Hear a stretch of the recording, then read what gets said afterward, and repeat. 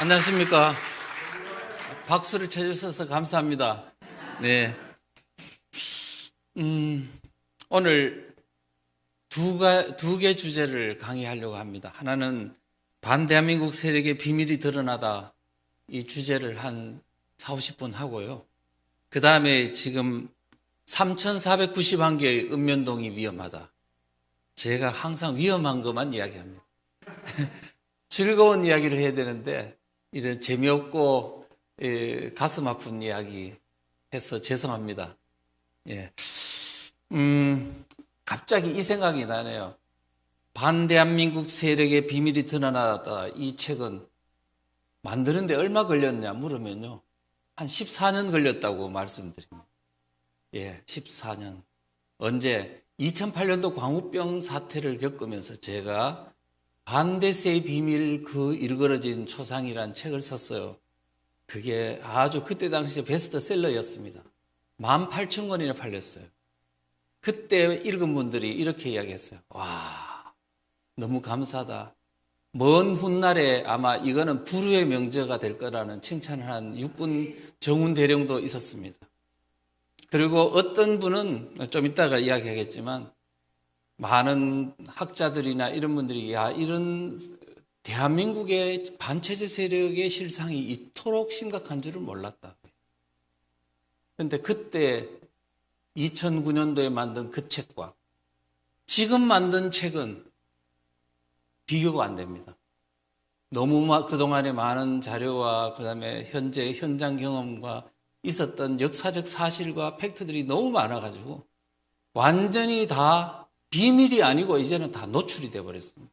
그래서 반대한민국 세력의 비밀이 드러나다. 이제는 우리가 이것을 가지고 대한민국의 국민들이 읽고 배우기만 한다면 이제는 그들의 실체를 다 알고 이제는 목사님 말씀하신 것처럼 무기를 장착해서 이제는 싸울 수 있다. 제가 볼 때는 이걸 만드는 그 과정에서 하나님의 역사가 있었다고 생각합니다. 제가 믿음이 사실은 별로 없거든요. 그런데 지금은 저는 하나님한테 강권적으로 이끌림을 받고 있다고 생각합니다. 왜냐하면 제가 알고 있는 지식도 제가 알고 있는 능력도 부족한데 책을 만드는 그 과정에서 컴퓨터에 앉아가 글을 쓰면요. 그냥 치기만 하면 글이 되는 거예요. 그냥 제 능력이 아니었습니다. 예를 들어 중국 분석을 한다든가 미국을 분석한다든가 제가 사실은 능력이 부족한 부분도 치면서 바로 그냥 분석이 되고 그다음에 이게 머릿속에서 지금 본질이 무엇인지 깨닫게 된 그것을 보면서 이거는 제 능력이 아니구나. 하나님의 역사구나. 지금 대한민국의 위기 상황을 극복할 수 있도록 하나님께서 우리에게 지금 무기를 주시려고 저를 통해서 역사하시는구나. 이런 생각이 들었습니다. 오늘 짧게 지금 이 중요한 많은 내용들이 있기 때문에 이거를 깊이 이야기할 수는 없고 간단 명료하게 우리 국민들이 들으면 알 수 있도록 이렇게 핵심만 딱딱 집으면서 말씀을 드리도록 하겠습니다. 이 책은요, 결국 제가 감히 이런 말을 하면 너무 건방지다 이렇게 말씀하지 마십시오. 이 책은 한 대한민국이 지도자급이 리더들이 의식 있는 분들이 10만 권만 읽으면 10만 분만 이 책을 읽으면 대한민국 다시 살아날 수 있습니다. 이것을 요약한 30페이지 자료책도 있습니다. 이거를 100만 분만 읽으면 대한민국 다시 살아날 수 있습니다. 제가 만든 프레임, 대한민국 세력과 반대한민국 세력 사이의 체제전쟁이라는 그 개념만 1,000만 명이 알면 대한민국 지금 위기 다 끝납니다. 이렇게 말하면 물론 이제 과장법을 좀 써서 그런 얘기인데 우리가 정말 이거를 익히고 우리가 노력하면 이 대한민국의 현재 위기 상황은 극복될 수 있는 것이다. 낙담하지 마시고 승리의 길로 일로매진하시기를 바라겠습니다. 네, 제가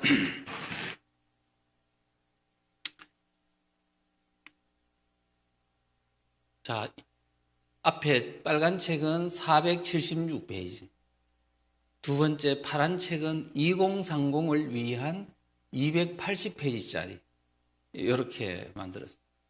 앞으로 큰 무기가 될 것입니다. 제가요 처음에 반대세의 비밀 그 일그러진 초상을 책을 쓸 때요 하나님께서 제가 믿음이 없었는데도 그 책을 쓸 때 저는 거의 잠자지 않고 한 5, 6개월을 보냈습니다. 그때 제게 환상인지 아닌지는 잘 모르겠지만 계속 내 영상이 내 눈에 계속 보이더라고요.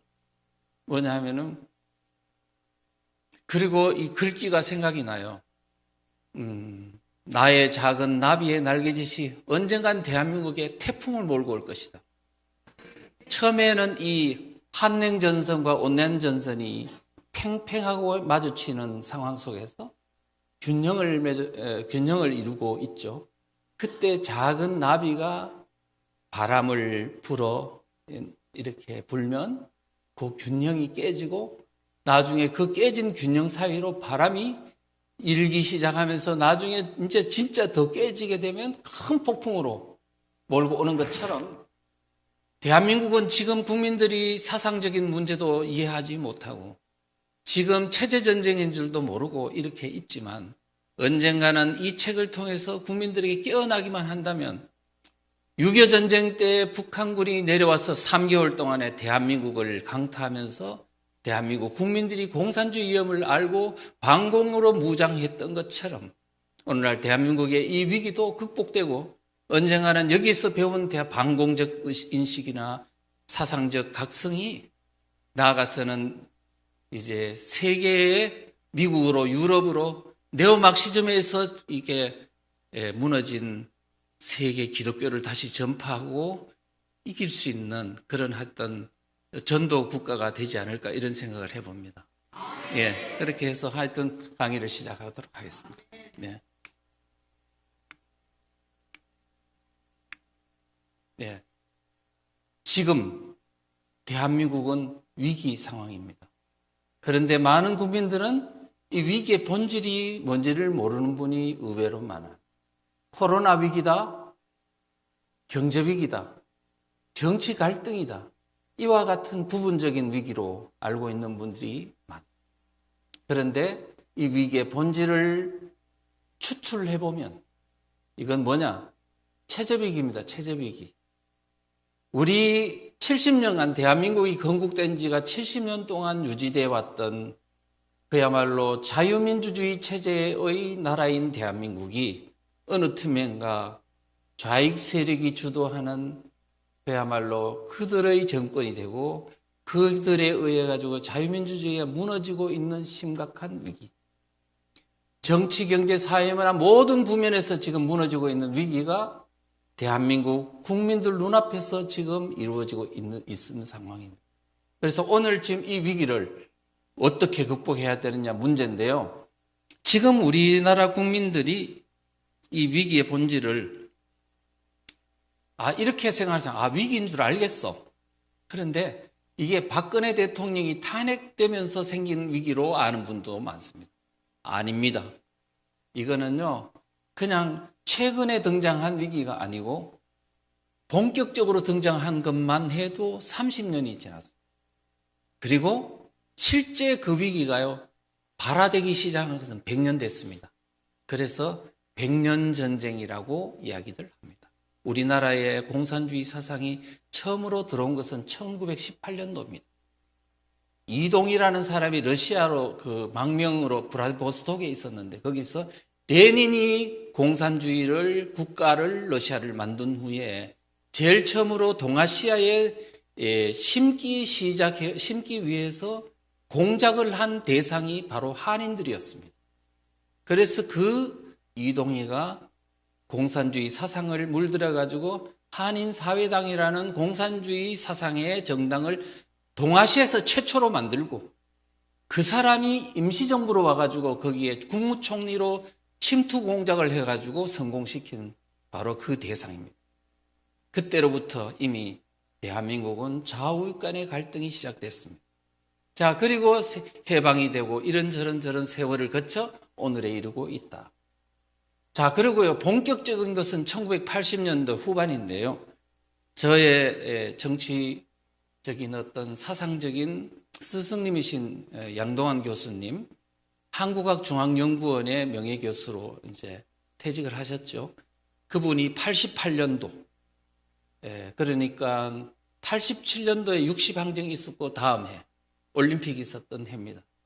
그때 이분은 현대공론에 이렇게 썼어요. 지금 대한민국 이런 식으로 가면 언젠간 모르겠으나 10년 후가 될지 아니면 한 세대가 30년이죠. 한 세대 후가 될지 모르지만 반드시 이 땅에는 좌익이 주도하는 정권이 들어설 것이다. 처음에는 좌익과 제휴하는 정권이 들어서고 그 다음에 좌익이 주도하는 연합정권이 들어설고 그 다음에는 완전한 좌익 정권이 들어설 것이다. 그때 눈물 흘리고 후회하지 말고 지금 민간 우익이 일어서라. 이랬는데 아무도 그의 말을 경청하지 않았고 오히려 그를 극우 세력이다, 메카시즘이다 이렇게 공격을 했고요. 학교에서는 그분에게 수업을 배정하지 않았습니다. 10년간이나. 제자가 없어요. 우리는 지금 현재 오늘날 이 위기 상황은 바로 그와 같은 경종을 울려주는 분들에 대한 박해의 대가입니다. 우리가 그분을 엄호해주고 보호해주고 막아줬더라면 그와 같은 유사한 분들이 많이 나타났겠죠. 그런데 그를 박해하는 걸 내몰라라 했기 때문에 후속적으로 그와 같은 경종을 울려주는 사람이 사라졌던 탓이다. 지금 30년이 됐습니다. 자, 우리가 이런 것들을 생각해요. 그런데 이분이 2012년도에 바로 뭐라고 했냐? 앞으로 10년이 위험하다 그랬어요. 10년이 위험하다고 이야기했어요. 그리고 10년도 안 돼서 2016년도 10월 달에 대한민국은 그야말로 풍랑 속으로 들어가서 폭풍 속으로 들어가서 박근혜 대통령이 법적인 판결이 나기도 전에 광장에 모인 사람이 내려와! 그래가지고 끌려 내려지는 사태가 벌어진 바로 그와 같은 역사가 일어나게 됩니다. 자, 그리고 저는요, 어땠냐 하면은, 아까도 말씀드린 대로 2008년도 광우병 사태 때, 한국학중앙연구원에 제가 이제 박사과정을 다니면서 양동환 교수님과 대화했습니다.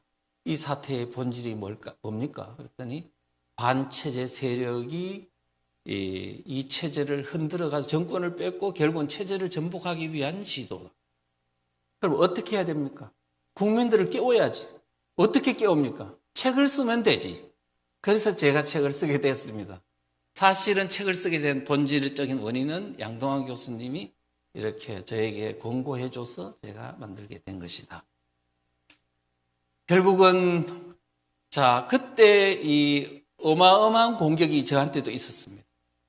그래서 뭐 민변 참여연대부터 해가지고 이 민주당에서도 저를 공격하기 위한 어마어마한 어떤 좌담회를 개최하고 이렇게 공세를 폈습니다.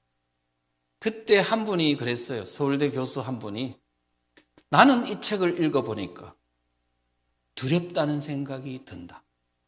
왜냐? 나는 이 책을 읽는 순간에 나 스스로 내가 대한민국 세력인지 반대한민국 세력인지 나를 규정하게 하는 책이다. 뭐냐면 내가 진보 보수가 아니고 대한민국 세력과 반대한민국 세력이라는 용어로 프레임을 딱 짜니까 갑자기 읽는 순간에 내가 그 프레임 안에 빨려 들어간다는 거예요. 그런 순간에 대한민국 세력인가 나는 반대한민국 세력인가 스스로 나 자신을 규정하게 한다는 뜻은 자기 반성하게 만드는 거죠. 그러면 힘을 잃어버립니다. 이런 사람. 우리는 진보니 평안이 나는 정의의 사람이라고 생각할 때는 힘이 생기다가 반대한민국의 세력이라고 프레임에 딱 마주치는 순간에 나는 스스로 무너지는 겁니다. 90년도 소련 공산권이 무너졌을 때 PD 계열이 느꼈던 그 낭패감처럼 북한이 탈북자가 생기고 300만 명이 굶어 죽는 현실을 막 목도하면서 주사파가 정신적으로 무너지는 것처럼 우리는 이기는 프레임을 가지고 전쟁을 하면 우리는 이길 수 있다는 겁니다. 그런데 왜 지는 프레임을 가지고 우리가 싸우냐고요. 칼 끝을 가지고 싸우면 됩니까? 안 됩니까? 우리는 칼자루를 갖고 싸워야지. 오늘 우리는 우파들은요, 이론에 너무 무지하기 때문에 이와 같은 프레임 전쟁을 이해하지도 못한 채 우리가 지는 전쟁을 해왔던 것이 오늘날 낭패의 원인이었다는 것. 이런 문제들을 제가 말씀드립니다. 양동환 교수님은 박근혜 대통령이 탄핵된 2017년도 3월 달 탄핵이 됐죠. 다음에 4월 달에 책을 썼습니다. 벼랑 끝에 선 한국의 자유민주. 대한민국의 자유민주주의 이제 벼랑 끝에 서서 이제 무너질 날이 멀지 않다. 이와 같은 경종을 울렸습니다. 그런데 그분이 그 책에서 했던 말이 그거예요. 지금 대한민국은 느슨한 형태의 내전 상태에 돌입했다고. 내전 상태라고 이야기했다니까요. 그러면 이분이 말하면 정확합니다.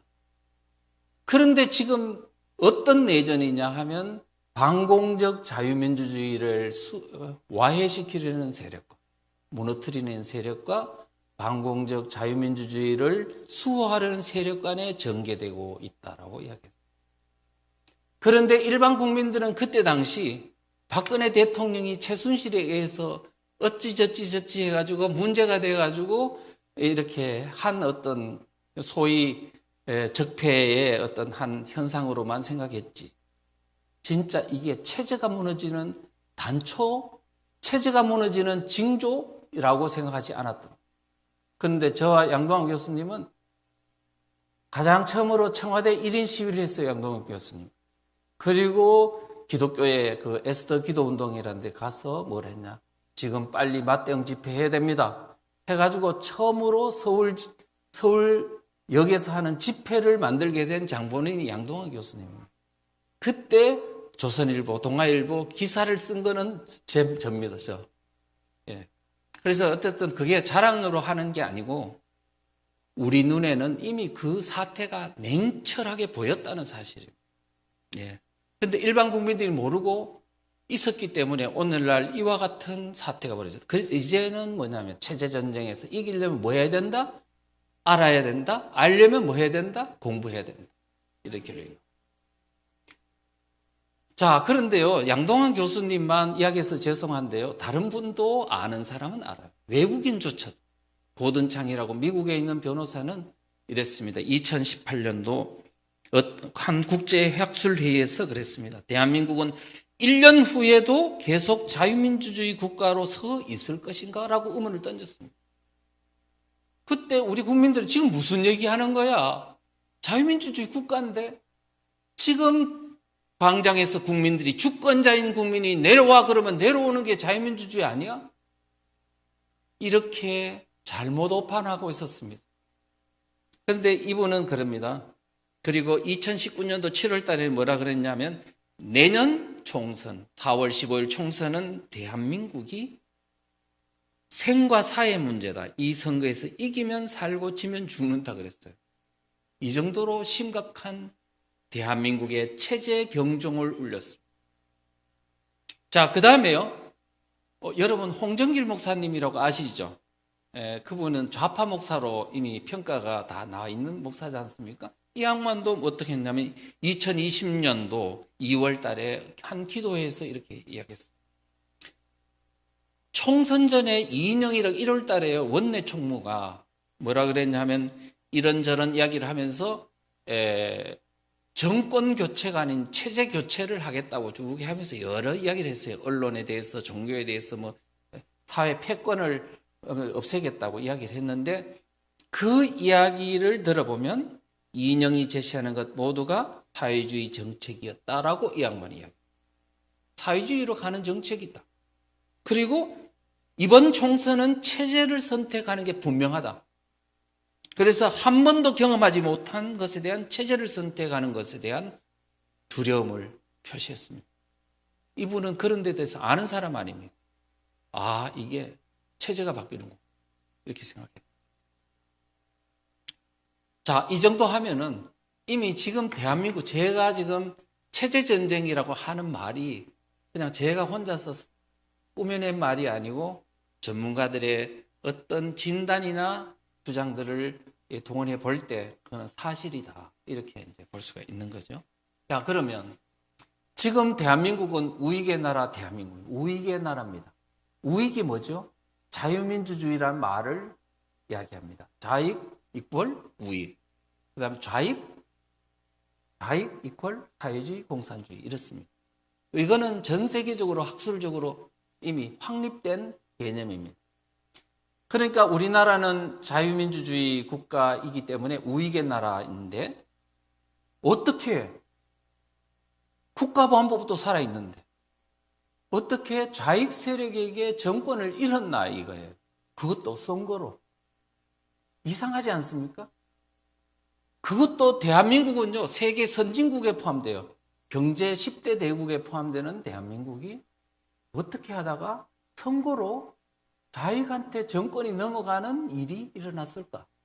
아마도 이와 같은 일은 제가 2차 세계대전 이후 아마 전무후무한 사례입니다. 아마도 대한민국이 이 사례는 아마 세계 자유민주주의 역사에서 아마 많은 연구 대상이 될 것으로 생각이 듭니다. 1970년대에 칠레의 아옌데 정권이 선거를 통해서 이 좌익한테 정권이 넘어갔습니다. 그러다가 군부 쿠데타로서 금방 다시 회복을 했거든요. 그런데 이게 우리가 지금 국민들이 도대체 선거를 통해서 우익의 나라인 대한민국에서 좌익한테 정권이 넘어가는 이 사례의 원인 분석을 해야 돼요. 국민이 뭘 몰랐을까? 자, 저는 하나로 말씀드리면 대한민국 세력이 좌익에게 뭐 때문에 쏘갔다? 용어 혼란 전술 때문에 쏘가서 이런 일이 벌어졌어요. 자, 하나 그림을 그려봤습니다. 그림을 그려보니까 여러 가지 있는데요. 첫째, 진보라는 말에 쏘고 평화라는 말에 쏘고 민족이라는 말에 쏘고 자주라는 말에 쏘고 통일이라는 말에 쏘고 이런 용어의 혼란이 다 쏘갔어요. 왜냐하면 그들은 좌익 세력이 쓰는 용어와 우리 자유민주주의 세력이 쓰는 용어가 달라요. 그걸 모르는 거예요.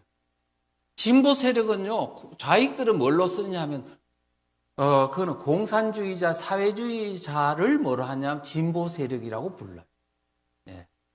자, 평화? 평화는요, 공산화되는 것을 평화라고 불러. 그 다음에 해방? 해방은 우리는 식민지로부터 벗어나는 걸 해방이라고 하는데 그 사람들은 식민지로부터 벗어나서 공산화까지 끝내야 이게 해방이라고 보는 겁니다. 자주 우리는 그냥 자립 뭐 이런 개념으로 본다면 그들은 자주를 미군 철수하고 같은 개념으로 봅니다. 그러니까 우리는 지금 그들의 용어를 전혀 이해하지 못하고 그들이 만든 용어를 우리식으로 해석하는 데서부터 모든 문제가 생겼다. 그리고 뭐냐면 그런 용어만 그런 게 아니고요. 정치인에 대해서도 대한민국을 수립하고 발전시킨 사람들. 이승만 대통령, 박정희 대통령은 독재다, 뭐다 이렇게 막 그냥 나쁜 프레임을 씌워요. 그러면 김일성에 대해서는 예를 들어 만주에서 독립운동했다는 식으로 이렇게 좋은 프레임을 씌워요. 이렇게 사람에 대해서 좋은 프레임과 나쁜 프레임을 포장하고 또는 매도하는 프레임으로 그 대한민국의 역사의 근저를 무너뜨립니다. 그 다음에 또 하나는 뭐냐? 대한민국의 국가와 북한의 어떤 역사를요, 역사 자체를 왜곡합니다. 대한민국은 남북 분단시킨 건 미군정이고, 그 다음에 이승만이다, 뭐, 이렇게. 예? 대한민국은 친일파가 세운 나라고, 북한은 친일파 청산을 잘했다든. 이런 역사적 왜곡을 가지고, 결국 국민들의 머릿속에 꽉 나쁜 공통분모를 뽑아보면 뭐냐 하면, 대한민국은 태어나선 안 될 나라야. 결국 정통성이 있는 북한으로 통일돼야 해 라는 결론이 이르게끔 하는 겁니다. 지금 그래서 우리는 이와 같은 용어에 관한 문제, 사람에 관한 통치자에 관한 문제, 역사에 관한 문제, 모든 부면에 대한민국은 나쁜 것으로 북한은 좋은 것으로 이렇게 만들어 놓은 모든 작업들의 공통분모는 바로 거기에 우리 국민들이 이미 침식되고 의식화되고 그 다음에 오염이 돼가지고 대한민국은 결국 우리 대한민국을 사랑한다고 하면서도 나중에 내가 하고 있는 행동은 대한민국을 무너뜨리는 행동을 하게 됐다. 이런 가운데서 선거를 해버리면 그렇게 되는 것입니다. 자, 그럼 그 중에서 가장 그러면 용어 중에 심각한 거는 뭔가요? 하면 예, 바로 보수 진보라는 용어. 이것 때문에 대한민국이 망한 거라고요. 자, 볼까요? 2008년도, 9년도에 여론조사를 했습니다. 여론조사를 했더니 당신이 보수입니까? 중도입니까? 진보입니까? 라고 물었더니 보수라고 답한 사람은 24%, 중도 34%, 진보 36%. 그렇거든요. 자, 이런 상황에서 보수라는 사람은 노인네 빼놓고는 아마 보수를 선든 사람은 젊은 사람은 없다는 얘기 됩니다. 자, 이런 상황에서 그러면 중도와 진보를 합해버리면 몇 프로냐? 보수를 제외하고 합하면 71%가 됩니다. 이렇게 선거하면 보수가 이길 수 있을까요? 없을까요? 게임 끝. 게임 끝. 네, 그렇습니다. 자, 그런데요. 더 심각한 것은 대학생들, 20대 청년들한테 물어봤습니다. 예, 오랫동안 물어봤더니 진보라고 생각하는 사람 손들어라. 진보가 좋은 사람 손들어라 했더니 60%가 들어요. 그럼 보수가 좋다는 사람 손들어라. 10% 들어요. 자, 그러면 60% 대 10%가 게임을 하면 어떻게 될까요? 반드시 진보가 이기게 돼요. 그런데 문제는 뭐냐면 내가 청년들한테 물어봅니다. 왜 진보가 좋다고 손을 들었니? 하니까 대답이 뭐냐? 진보가 좋은 거 아닙니까? 발전적인 거. 이렇다고 생각하는 겁니다. 그러니까 사실은요, 사전에 보면 진보란 현 상태보다 나은 상태로 변화하는 것이라고 되어 있습니다. 그러니까 이 청년들의 이 대답이 틀렸어요? 맞았어요? 맞았죠? 그래, 맞았어요. 자, 그런데 문제는 뭐냐? 문제가 있어요. 문제가 뭐냐? 이 친구들이 사전에 있는 진보 개념을 가지고 들이대지만 지금 진보 보수라는 용어가 일반 용어가 아니고 정치 용어야. 자, 그런데 정치적인 의미에서의 진보 세력에는 뭘 의미하는지를 알아야 되는데 그걸 모르고 있다는 것이죠. 자, 뭐냐? 마르크스부터요. 그 다음에 공산주의, 그러니까 역사적으로요. 공산주의가 생긴 이래 공산주의 사회주의를 뭐라고 하냐면 진보 세력이라고 불렀어요. 그들은. 마르크스, 레닌, 스탈린, 김일성, 박헌영, 모태똥 뭐 이런 사람들, 공산주의자들은 자기들을 진보 세력이라고 불렀습니다. 여러분 1945년도 8월 15일 8월 달에 8월 9일 날 소련군이 북한에 들어온 거 아시죠? 그래가 공산화 시켰죠. 소련군이 공산국가 맞습니까? 그죠? 맞는데 그 사람들은 북한에 와서 뭐라고 했을까? 공산주의라고 했어요? 사회주의라고 했느냐? 아닙니다. 뭐라고 했냐? 진보적 민주주의라고 그랬어요. 그래서 북한에 있는 사람들이 공산주의라는 말을 안 쓰니까 여러분들에게 이제 자유가 왔습니다. 민주주의가 왔습니다. 진보적 민주주의 이러니까 사람들이 다 속아버린 거죠. 오늘도 지금 대한민국이 그렇습니다. 진보주의라는 말은요, 공산주의, 사회주의자들이 쓰는 용어인데 일반 우리 대한민국 세력들은 사상적인 그런 용어가 있는 줄을 모르고 그냥 진보하면은 사전에 있는 용어인 줄 알고 좋은 걸로 생각을 하는 거예요. 그래서 그 부작용이 심각합니다. 그래서 뭐냐면 이렇습니다. 그 진보라는 용어와 진보라는 그룹 안에 가장 핵심에는 공산주의, 사회주의 사상을 가진 좌익 세력들 또 그 옆에 있는 좌경 세력들이 딱 포진하고 있는데 일반 대한민국의 자유민주주의를 좋아한다는 사람조차 그 본질을 모르고 그 사람들 속에 진보 그룹 텐트 속으로 젊은이들이 줄줄 들어가서 거기에 들어가기를 얼마 동안 했다고? 30년 동안 했다. 그래서 선거를 통해서 우리 대한민국의 자유민주주의 체질이 패배하고 말았습니다. 자, 그렇게 됐죠. 그러면 일반 젊은이들 속에서 무슨 생각이 딱 드냐면 아니 진보라는 것은 보다 나은 상태로 발전하는 건데 좋은 건데 보수에 있는 사람 뭐지? 사람들은 아니 진보를 싫어하는 사람이잖아. 진보의 반대말이 뭐지? 퇴보잖아. 퇴보 세력이네. 역시 노인네들이 있네. 틀딱이네, 수구꼴통이네, 이런 개념으로 이해해버리는 거예요. 그러니까 젊은이들이 보수 그룹으로 들어가겠어요, 안 들어가겠어요? 당연히 안 들어가지. 그럼 우리가 지금 해야 될 일은 뭘까요? 진보 세력이 나은 상태로 발전하는 개념이라는 일반 용어가 아니고 정치학적으로, 정치 개념으로 쓸 때는, 프레임으로 쓸 때는 공산주의, 사회주의를 의미한다라고 알아야 되는 거야. 그래서 제가요, 강의를 딱 하면서 설명을 해주고, 그러면 왜 공산주의, 사회주의자들은 진보 세력이라고 그들이 부른지 알아? 마르크스 사상 때문이야. 마르크스는 사적 유물에서 원시 공산 사회, 고대 노예제 사회, 중세봉건 사회, 근대 자본주의 사회, 근대 자본주의 사회를 필연적으로 멸망시키고 공산 사회주의로 가는 것이 역사의 진보야 라는 개념을 갖고 있습니다. 그래서 자기들을 진보 세력이라 부르는 거예요. 그런데 자기들이 진보 세력을 부르는 데 대해서 어떻게 할 수는 없잖아요. 그런데 문제는 뭐냐면 공산주의, 사회주의를 싫어하는 사람이 그들을 보고 진보 세력을 불러주면 돼요, 안 돼요? 안 되죠. 그거는 약간 이 바보끼리가 있는 사람들은 모를까. 그러니까 결국은 용어의 본질을 몰라서 속아서 그렇게 불러주는 겁니다.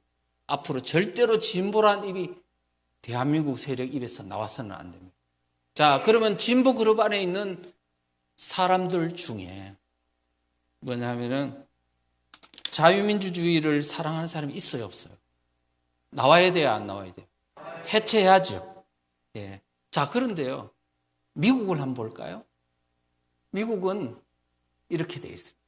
보수주의와 자유주의라는 개념으로 되어 있습니다. 컨저버티비즘, 예?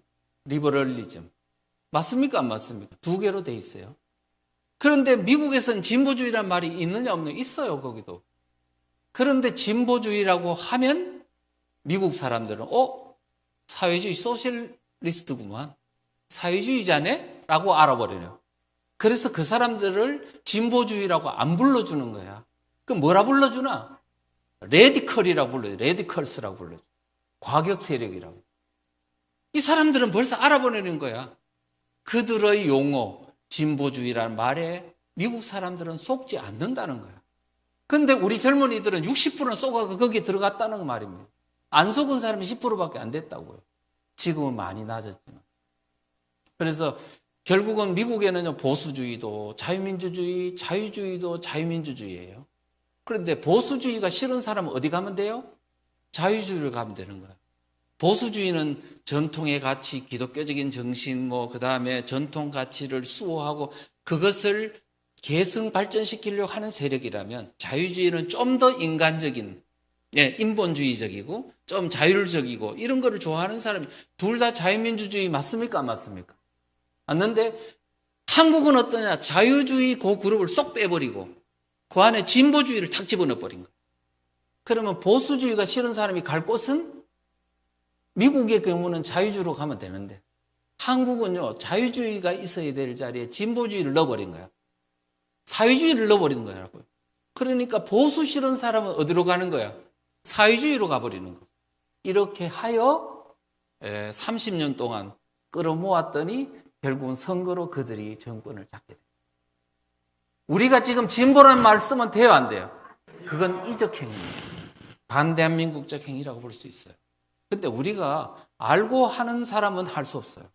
그렇지만 모르고 이런 일을 쓰는 것은 안 된다, 이런 말씀을 드립니다. 자, 그런데 더 문제가 있어요. 더 문제.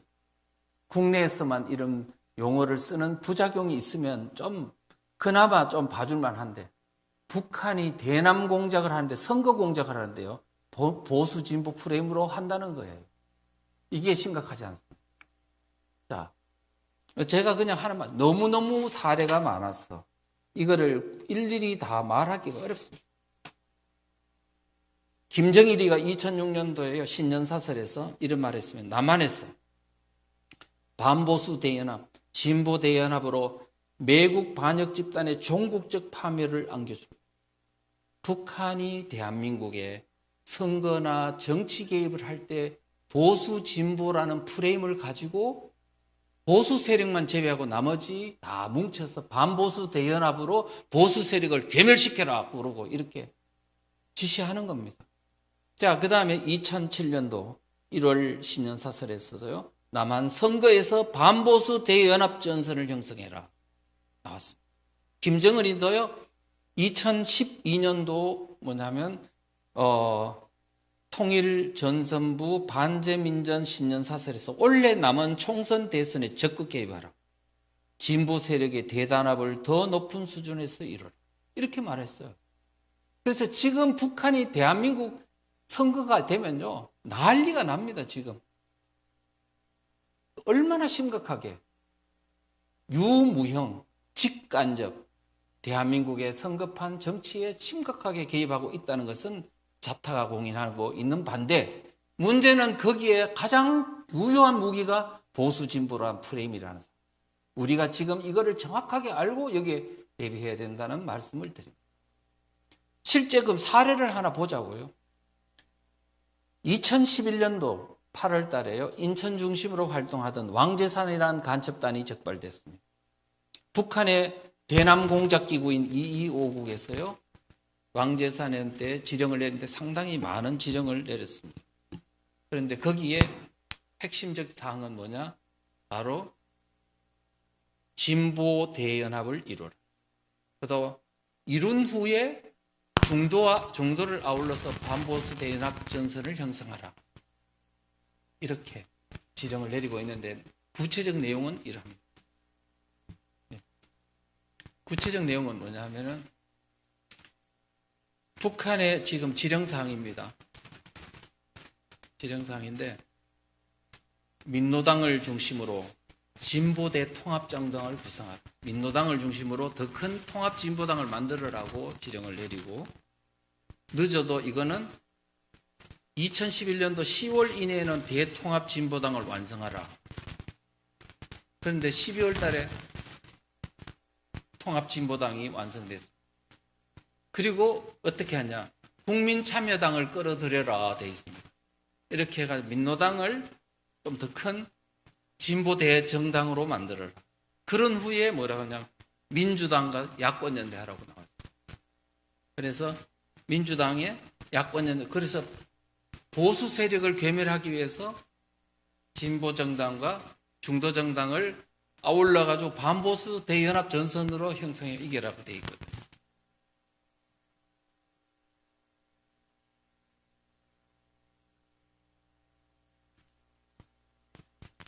(2012년도요) 그와 같은 지령사항이 결국은 대한민국 선거판에 그렇게 하라고 이렇게 지령이 내려졌던 겁니다. 그 지령대로 됐느냐 안 됐느냐 하는 문제는 제가 논할 수 없습니다. 왜냐하면 자체적으로 했다 그러면 할 말이 없잖아요. 그렇지만 현상적으로 볼 때 북한의 지령사항과 대한민국에서 있던 2012년도 총선 대선에서 있었던 정치 현실과는 너무나 유사한 그런 일들이 있었다는 거죠. 자, 그러면 통합진보당이 만들어지고 바로 12월 달입니다. 2011년도 12월 달에 통합진보당이 만들어진 후에 범민련에 가서 그들이 이런 말을 했습니다. 앞으로 걱정 마십시오.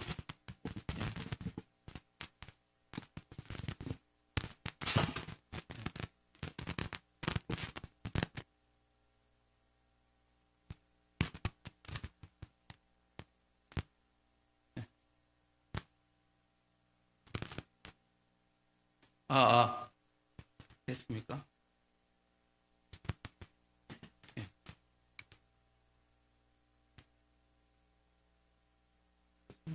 네. 네. 됐습니다.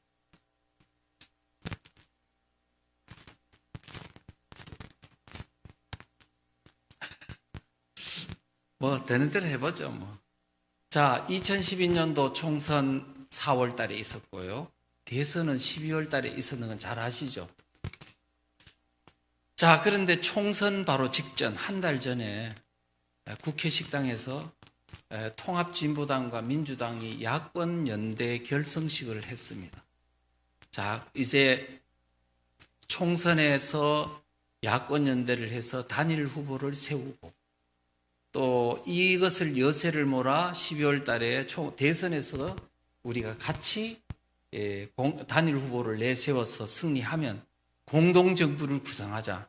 자, 통진당과 민주당의 공동정부를 구성하기로 합의를 봤습니다. 그런데 여기서 이제 어떻게 됐냐 하면은 선거를 했어요. 총선에서 했는데 여기서 통진당이 국회의원을 13명이나 당선시켰어요. 단일 후보를 해주는 바람에. 그리고 226만 표를 얻었어요. 226만 표를 얻었고 그 다음에 국민 지지율 10.6%를 얻었어요. 10.6%. 자, 10.6%를 얻은 통진당과 그 다음에 지금 현재 문재인 후보를 앞세운 민주당이 야권연대를 하면 12월 대선은 어떻게 됐을까요? 아무 문제 없이 했으면 100% 이겼을 겁니다. 네, 됐습니다. 4월 총선에서는 그렇게 해서 크게 성공을 거두었고요. 그래서 저는 어떻게 생각했냐면 그때 대한민국을 이거로 이제 끝장나는구나 하고 생각을 했습니다.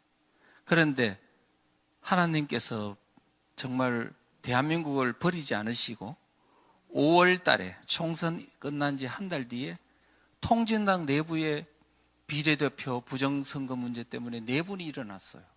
그래서 서로 막 여러 가지 문제가 발생해가지고 내분이 막 일어나서 킨텍스 일산에 있는 킨텍스에서 난투극이 벌어지고 문제가 많이 생겼습니다. 그래서 이 싸움 때문에 5명이 구속되고 이런 문제들이 생겼죠. 그래서 국민들이 이게 무슨 일이야? 통진당 내에 뭐가 있는 거야? 이렇게 생각을 했고 또 언론에서는 통진당 내분 사태를 많이 보도를 했습니다. 한 2, 3개월 동안 집중적으로 보도를 했어요. 그랬더니 국민들이 그제서야 그랬지. 옛날에 민노당이 종북정당이라는 그런 어떤 평가를 받았지. 그래서 PD 계열이 뛰쳐나가면서 진보신당 하면서 종북 세력하면 정치 못하겠다는 말도 했지. 이제서 생각이 난 거예요. 그래서 통진당의 지지율이 10%에서 6%, 4%, 3%, 2%까지 떨어졌습니다. 그랬더니 이제 민주당에서 하는 수 없이 통진당과 야권연대를 깨고 단독으로 대선에 임했습니다. 문재인 후보가 대선에 나섰습니다. 그런데도 대선 오전까지 문재인 후보가 박근혜 후보를 이겼다는 거 아닙니까? 그래서 오후에 노인네들이 뛰쳐나와가지고 지팡이 짚고 막 선거를 나와가지고 겨우 골든크로스 일어나가 3%차를 겨우 이겼다는 거 아닙니까? 만약 통진당의 10% 상태에서 문재인 후보의 민주당과 야권 연대를 해가지고 대선했으면 어떻게 됐을까요? 100% 이기는 거죠. 그랬으면은 민주당과 통진당의 공동정권이 되면 대한민국은 지금 어떻게 돼 있을까요? 통진당의 당권파가 누구냐? 경기동부연합인데 그게 당권파의 핵심이 이석기입니다. 이석기와 민주당, 문재인의 공동정부 한번 생각해 보십시오. 알고나 있으셨습니까, 여러분? 얼마나 심각한 위험한 대한민국이 지나왔는지 아시느냐고요. 그런데 우리는 까마득히 있고 또 박근혜 대통령이 당선됐으니까 아무 일이 없었는 것처럼 지나갔지만 우리는 사상적으로 보면 이제 대한민국은 깨우치지 못한 민족에게는 희망이 없다는 것을 언젠가는 반드시 그 종기가 대한민국에 다시 나타난다는 것을 왜 모르냐 이거죠. 예, 이런 것들을 이제 볼 수 있습니다. 어떻게 대응할 것이냐? 결국은 이 방법은요. 군주국에서는 군주만 각성이 되면 되고 귀족정에서는 귀족들이 각성하면 되지만 자유민주주의 국가에서는 주권자인 국민이 각성되지 않으면 도저히 이 나라는 체제가 유지될 수 없습니다. 그런데 국민들이 공부를 안 하고 국민들이 각성 안 하고 돈 벌고 자식 공부시키며 급급하면 이 나라가 정상적으로 지켜지겠느냐고요. 어찌 공부를 그렇게도 안 하는지. 제가 시위 때 나가서 공부해야 됩니다. 양동환 교수님이 아카데미 한다고 사람 모았더니 그렇게 안 모이더라고요. 아는 인맥, 모르는 인맥 다 해도 30명 모으기가 힘들어요. 젊은 사람 한 명도 없어요. 그래서 교수님이 씁쓸한 그렇게 이야기를 하시더라고요. 대한민국이 망한다면 이거는 공부 안 해서 망하는 거야. 그렇게 하더라고요. 그런데 그분은 그런 말씀을 또 하셨어요. 대한민국이 살아날 수 있다면 이것은 어떻게 보면 6.25 전쟁 때 공산주의와 싸웠던 그 저변에 어떤 깔려있는 의식이 있다. 반공기저정서가 있어서 그것과 그 다음에 깨달은 자의 각성이 이렇게 연합을 하면은 잘하면 일어날 수도 있다. 잘하면입니다. 예, 그런 말씀을 했습니다. 지금 우리 대한민국 세력은요, 이와 같은 모래알입니다. 줄다리기를 하는데 상대가 누군지도 모르고 막 아무개나 당기고 심판석에 올라가서 자기가 당겨야 될 사람이 심판을 보지 않나, 구경만 하질 않나, 나 좀 바빠요. 그러면서 오지도 않고, 그 다음에 교회에서는 또 정치적, 정교분리라는 이유로 기도만 하고 뭐 이렇게 전혀 활동하지 않고요. 그 다음에 지식인들은 내가 편향되면 되나? 학자가 균형된 시각, 편향되지 않는 시각을 가져야지. 그러면서 중립성 함정에 빠져 있지를 않나. 거꾸로 당기는 사람은 없나. 왜? 자유민주주의를 사랑한다 그러면서 진보주의에 들어가고 좌익하고 힘을 합하는 사람이, 이런 오판을 하는 사람이 많이 있으니까요. 이와 같은 현상들, 이거 막을 수 있는 방법 없나? 예. 어떻게 하면 되지? 좌파처럼 이렇게 할 수 없나? 일사불란하게. 예. 방법 있습니다. 없는 게 아니에요. 자, 뭐냐? 바로 그겁니다. 우리의 오합지졸인 어떤 구성원들, 대한민국 세력들한테 공통의 내비게이션을 장착해 주면 됩니다. 그러면 일사불란하게 됩니다. 오합지졸을 벗어날 수 있습니다. 그래서 결국은 뭐냐면 내비게이션이 뭐냐는 거야. 무엇을 장착해 줘야 되느냐 하면은 바로 첫째, 지금 무슨 전쟁 상태인가, 이 정세가 어떤 상태인가를 알려줘야 됩니다. 바로 사상전이고 체제전쟁 상태라는 것을 알려줘야 된다. 두 번째, 전쟁이라면 분명히 적과 아군이 있잖아요. 적이 누군가를 분명히 인식하는 교육이 있어야 된다. 적이 누구냐 하면 체제 재결이고 체제 전쟁이니까 반체제 세력이겠죠. 자유민주주의를 무너뜨리려는 사람, 그 사람들이 누군가, 그 사람들은 어떻게 해서 형성이 됐나, 그 사람들의 전략 전술은 뭔가, 그 사람들은 어떻게 해서 정권을 잡았나, 이것을 소상하게 알고 있어야 돼요. 그 다음에 그들은 어떠한 사상적 기반을 가지고 있나, 그 다음에 그들은 어떤 역사관을 가지고 있나, 그들이 주장하는 역사관을 반박할 수 있는 능력을 하나씩 갖추고 있어야 되는 겁니다. 지금 이 책 속에 그게 다 들어있습니다. 한 권이면 끝납니다. 진짜로 제가 감히 말하건대 이것 하나면 충분히 잘 싸울 수 있습니다. 예. 그래서 그 다음에 뭐냐, 우리가 가져야 될 이 전쟁에서 이기려고 하면 우리의 목표는 무엇이고 전략 전술은 무언가에 대한 명확한 시각을 가지고 있습니다. 자유민주주의는 뭐지? 우리가 뭐가 부족했지? 어떤 이유 때문에 이렇게 대한민국이 됐지? 그 다음에 우리의 구성원들은 뭔가? 이런 것들을 공부해야 됩니다. 공부하지 않고 상식을 하면 서로 막 난투극 벌이다가 우리가 서로 자멸하는 꼴이 될 것입니다. 그래서 그렇고요. 그 다음에 옆에 있는 거는 2030 세대를 위한 책입니다. 페이지 수가 앞에 책은 476페이지, 뒤에 책은 280페이지. 청소년들의 역사를 좀 빼고요, 현재 80년대 이후에 일어난 일들을 중심으로 이렇게 했습니다. 예쁘지 않습니까? 네, 아주 도움이 될 것입니다. 자, 그러면 우리가요, 지금 아까 보수 진보 중도, 진보라는 이 어떤 프레임이 해악성이 강하고 적을 이롭게 하는 것이라고 제가 평가를 내렸습니다. 그러면 다른 방법 없어요? 예, 있습니다. 이 잘못된 용어 프레임을 벗어나 던지고 이제 우리가 어떤 프레임을 써야 되냐 이렇게 쓰면 됩니다. 세계적으로요, 우익 좌익, 우익은 자유민주주의, 좌익은 사회주의 공산주의, 이건 이미 세계적으로 학문적으로 다 정립이 된 용어입니다. 좌익들도 다 알고 있어요. 이건 우리들만 모르고 우익이라는 말 쓰면 마치 극우 세력이라는 프레임으로 생각하는 것은 극히 공부를 하도 안 해서 모르고 있는 겁니다. 그러니까 우익 좌익이 가장 학술적인 용어이고요. 자, 이것을 그냥 쓰면 돼요. 아니면 실명제로 쓰시라니까요. 자유민주주의, 사회주의, 공산주의 또는 사민주의. 유럽에서는 다 실명제로 써요. 그러면 헷갈릴 일 없어요. 우리처럼 진보 보수 쓰면 절대로 안 됩니다. 보수주의가 나쁜 게 아니에요. 진보주의라는 이 말 가지고 세트를 하니까 여기서부터 막 선동돼 가지고 문제가 된 거지. 미국은 보수주의라는 말을 쓰고 있어요.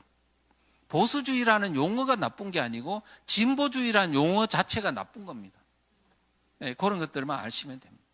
그 다음에 또 다른 용어 없나? 예, 대한민국 세력과 반대한민국 세력으로 쓰자.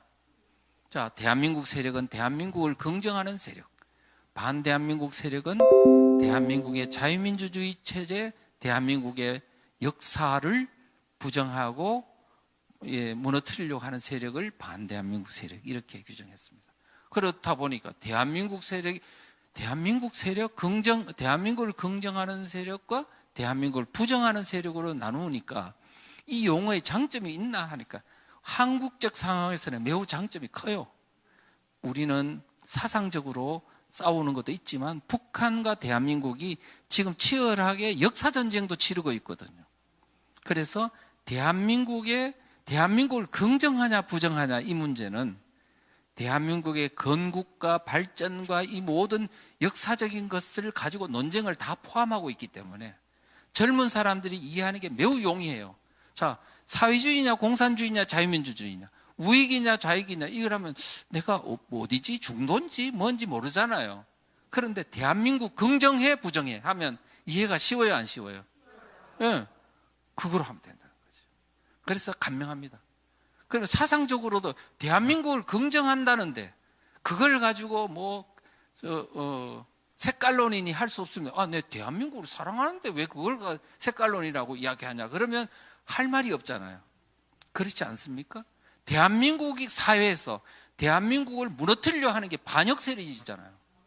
그런 개념은 대한민국을 부정하는 사람들에게는 매우 공격하기 곤란하고 정체성이 무너뜨려지는 그런 어떤 효과가 있기 때문에 대한민국 세력이다, 대한민국에서 이 용어는 지금 앞으로 우리 국민들한테 이게 만약에 1000만 명한테만 이 용어가 전파된다면 대한민국 모든 체제 경제는 게임 셋입니다. 왜냐? 네, 젊은 한 사람부터 물어봤어요. 대한민국이 자유민주주의체가 좋아? 안 좋아? 그러면 다 좋아요. 그런 사람이 적어도 제 생각에는 한 80%는 되지 않을까. 예, 그렇게 생각을 하니까 어쨌든 우리가 공부를 안 해서 혼동스럽고 제대로 체제 대결을 못해서 그렇지 기본적 컨셉이라든가 개념 자체는 대한민국에 긍정적인 개념이 많지 않냐 이거예요. 그런 것들을 하자 이렇게 말씀드리고 그 다음에 지금 이 안에 보면 대한민국 세력한테는 이게 우익 세력도 있고 우경 세력도 있고 중도도 있고 좌경 세력 일부도 그 다음에 또 뭐까지 보면 심지어는 좌익 세력의 일부도 포함이 돼요. 대한민국 세력 안에 좌익 세력 중에 어떤 사람이냐 유럽의 사민주의 같이 전향된 사회주의를 사민주의라고 하거든요. 그 사람은 좌익이기는 하지만 자유민주주의를 무너뜨리려고 하지 않기 때문에 그들은 대한민국 국민과 같이 갈 수 있습니까 없습니까? 그래서 오히려 이 칸을 놔두고야 우리나라의 많은 좌익 성향을 가졌던 사람들이 이렇게 돌아올 수 있는 여지가 남겨놔야 된다는 거예요. 그런데 우리나라 우익들이라는 사람들 공부를 하도 안 해가지고 지금 이 좌경 세력만 그 사람을 포용하지를 못하고요. 막 그냥 배척하고 심지어는 나는 이승만 대통령을 사랑하는데 이승만 대통령을 싫어하는 놈들은 저거는 인간도 아니야. 그러면서 배척하고 이러면 될까요? 안 될까요? 몰라서 그런 거니까. 그거는 교육을 통해서 우리가 계속 순화시켜 나가야 될 동화시켜 나가야 될 대상으로 생각하고 해야 되는 거지. 성경에 있지 않습니까? 아들이 탕자 아시죠? 탕자가 갔다가 돌아올 때 아버지가 안아줬어요, 안아줬었어요? 그런데 큰아들은 어떻게 했어요? 왜 안아주냐고. 그랬죠. 근데 아버지는 그렇지 않았습니다. 활짝 문을 열고 잃었던 내 아들을 찾았다 했잖아요. 우리가 전향하고 생각을 돌리고 하는 사람들을 우리가 사랑하는 마음으로 안아주는 태도를 취해야 돼. 그런데 그 전향한 사람이 원래 없었던 상태로 되돌릴 수 있을까요, 없을까요? 없습니다. 그러니까 그 양반은 그런 한계가 있다는 걸 알고 우리가 대응해 줘야 되는 거예요. 아시겠습니까? 우리가 지금 이런 어떤 한국적 현실 상황을 우리가 냉정하게 제 책 안에 그 내용들을 다 자세하게 써놨습니다. 그래서 우리가 이런 것들을 통해서 뭐냐면 안는다고 왕창 다 안으면 안 돼. 한계가 있다는 것도 우리 알면서 대응해 줘야 된다는 거죠. 아시겠습니까? 네. 자, 그러면 우리 국민들에게 이제는 체제 줄다리기라는 사실, 그런데 이 줄다리기에 제3의 줄은 없다는 거. 한국에는 유럽식 사면주의, 유럽식 사회주의 괜찮지 않아? 유럽식 사회주의 잘 돌아가던데 좋던데 복지국가 아니야. 그런데 한국에는 그런 거 안 됩니다. 왜 안 되냐고요? 우리나라에는 삼인주의자들이 의외로 있습니다. 그런데 절대로 발설을 못해. 발설을 하는 순간에 저 인간은 변절자니 이렇게 매도를 당하기 때문에 입 꾹 닫히고 속으로만 갖고 있는 거예요. 그렇기 때문에 만약에 드러내는 순간에 왕따를 당하고 직장에서 쫓겨나거나 아니면은 막 왕따를 당해서 인간적으로 너무 고립무원의 상태에 빠지고 생존이 불가능해질 수도 있습니다. 그렇기 때문에 우리 지금 대한민국 상황은 정권을 사실은 반체제 세력이 장악하고 있기 때문에 이 전향 그룹은 힘을 가질 수가 없다. 그래서 제3의 줄은 사실 없다고 보는 게 맞습니다. 자, 그리고 지금 현재 이 책의 마지막에 딱 보면 이 그림을 그려놨는데요. 지금 대한민국은 진보, 중도, 보수라는 걸 틀을 딱 걷어내고 나니까 이렇게 보입니다. 많은 대중들은 이게 뭐 체제전쟁이라고 몰라. 나는 지금 돈 벌기 바빠. 나는 몰라. 대중들이 많아요. 그 다음에 실제 소수의 자익이 있는데 그 사람들을 끌어주는 사람이 누구야? 북한이 대남공작을 해서 도와주지, 중국이 도와주지, 문정권이 당기지, 민노총 정교조, 신문방송 이런 게 당기지. 당기는 체제를 무너뜨리려고 한 세력은 너무너무 강해요. 그런데 자유민주주의를 좋아하는 사람은 너무 많으나 이것을 당겨야 되겠다고 각성된 우익은 너무 적어요. 그래서 결국은 이 상태로 놔두면 대한민국은요, 자유민주주의 절대로 유지될 수 없습니다. 지금 그러면 어떻게 해야 될까요? 누가 당기냐고, 누가? 미국이 도와줍니까? 안 도와줍니다. 그래서 할 수 있는 건 뭐냐? 바로 각성된 대한민국 국민밖에 없다는 거예요. 자, 그래서 이제는 뭐냐? 비법을, 우리는 숫자가 작고 각성된 사람이 너무 적어요. 그래서 소수의 사람으로서 효과적으로 체제를 방어할 수 있는 방법은 뭐냐 하면, 첫째는 우리가 이길 수 있다는 확신. 왜? 자유민주주의가 공산주의 사회보다 정의니까 이거를 국민들한테 알릴 수 있다는 자신감을 가질 것. 두 번째는 사태를 간단, 명료, 단순, 명쾌하게 보고 그 방안들을 국민들한테 지속 반복적으로 알려줄 것. 그 다음에 국민들에게 깨우는 방법도 간단, 명료하게. 체제 문제. 그 다음에 대한민국에 현재 있는 체제 사상적인 문제를 집중적으로 이야기해주면 된다. 효과적으로 하면 승리할 수 있다고 생각합니다. 그래서 저는 책자라든가 소책자를 읽어주실 것, 그 다음에 강의 동영상 같은 거를 꼭 들으실 것, 전단지가 있으면 그거를 들고 주변 사람들한테 알려주실 것. 그런데 각자 1분에서 5분 정도 지금 이 대한민국 상황이 이렇게 심각하다는 걸 알릴 수 있는 논리로 무장하실 것. 그 다음에 사람들을 접할 때는 절대로 화내지 말고 조급하지 말고 다정다감한 마음으로 그들에게 다가가서 이야기해 주실 것. 꼭 필요하다면 용돈까지 주시면서 하실 것. 그렇게 하시면 될 것 같습니다. 자, 끝. 자, 두 번째 강의입니다. 제가 물 한 모금 먹고 해도 되겠습니까? 네.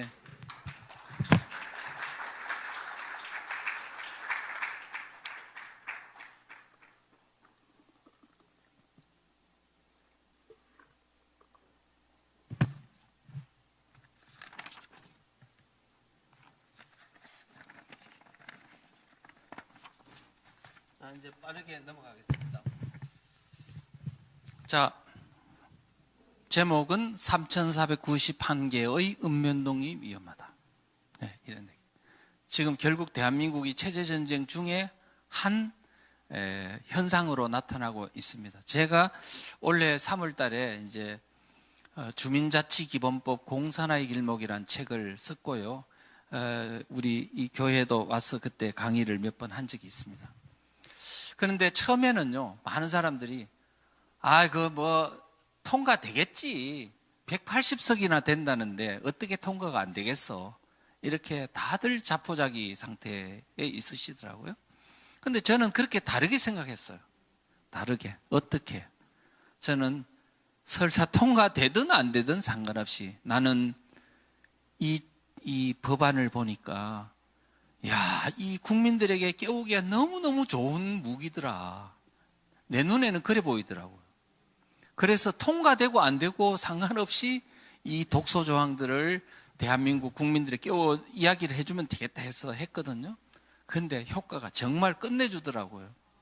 강의하는 곳마다 주민자치기본법, 다른 이야기 하면요, 그 정치 이야기 아니야. 그러다가 마을에서 내가 겪을 이야기들을 조곤조곤 풀어내니까 다 놀라는 거예요. 아니, 세상에 이런 법이 어딨나 그러시더라고요. 심지어는 더불어민주당 지지자들도 시의원들도 놀라고, 와, 이거 이렇게 되면은 우리 읍면동에 이게 프로들이 들어와서 이게 완전히 장악하겠네. 그러고. 그래서 이거는 정치 문제가 아니고 우리의 마을의 문제가 우리의 삶의 터전의 문제고 우리의 존립의 문제다는 것을 알게 됐어요. 설명을 쫙 했더니 지금요, 아직 법 통과 안 되신 거 아십니까? 아마 불가능할 겁니다. 예. 결국 뭐냐? 무엇이 국회 180석 아니 250석이 된다 해도 결국은 뭐냐면 국민이 깨어나면 되는 거예요. 그러면 자포자기 하지 않고도 그러니까 국민 깨우면 저는요 조곤조곤 제가 언제 화를 내지도 않았고요. 심지어는 더불어민주당 당사 앞에 가가지고 강의를 했습니다. 강의가 아닌 10분 연설을 했어요. 제가 화 안 냈습니다. 그냥 제가 있는 대로 여러분 더불어민주당 국회의원들이 이 법에 내어 있는 독소 조항들을 알고 계십니까? 딱 물었어요. 아마 아무도 모를 거예요. 근데 지금 이 법이 우리 대한민국 앞으로 대한민국 후손들이 살아야 될 이 땅에 이런 악법들을 만들어가 시행하면 되겠습니까?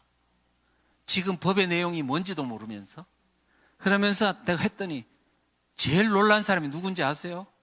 처음에 그렇게 막고 시위를 못하게 막던 경찰들이 제일 먼저 녹아버리더라고요. 그래가지고 막 전단지를 가져가더라고요. 큰일 났네 그러면서 우리가요 화내는 게 중요한 게 아닙니다. 어떤 내용으로 어떤 문제가 있는지를 하나씩 조곤조곤 설명하는 게 그게 약한 것 같지만 엄청나게 강합니다. 결국은 오늘날 사상전이란 체제전쟁은 국민들의 마음을 얻는 전쟁입니다. 마음을 얻는 전쟁, 마음을 얻지 않고 마음의 미움을 그러니까 막 그냥 지나가면서 눈을 흘기면서 이 인간들아 뭐 너 알게나 해 그러고 이러면 되겠습니까? 안 되겠습니까? 안 됩니다. 사랑하는 마음으로 국민들의 마음을 얻어가야 된다. 이런 말씀을 드리고요.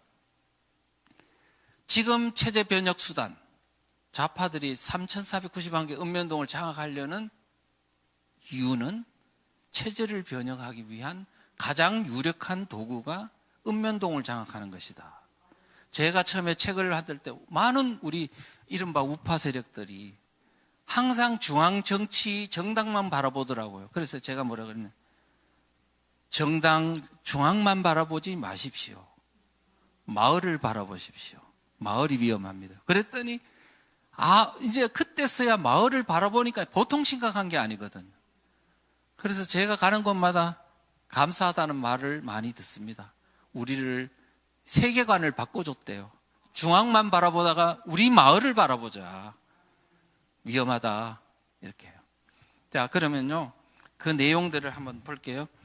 지금 있잖아요. 문 정권이 처음에 정권이 들어섰을 때 문재인 대통령이 정권 잡고 한 달 만에요. 전국 시도지사를 모아놓고 뭐라고 말했냐면 연방제에 버금가는 지방분권국가를 이루겠다 그랬어요.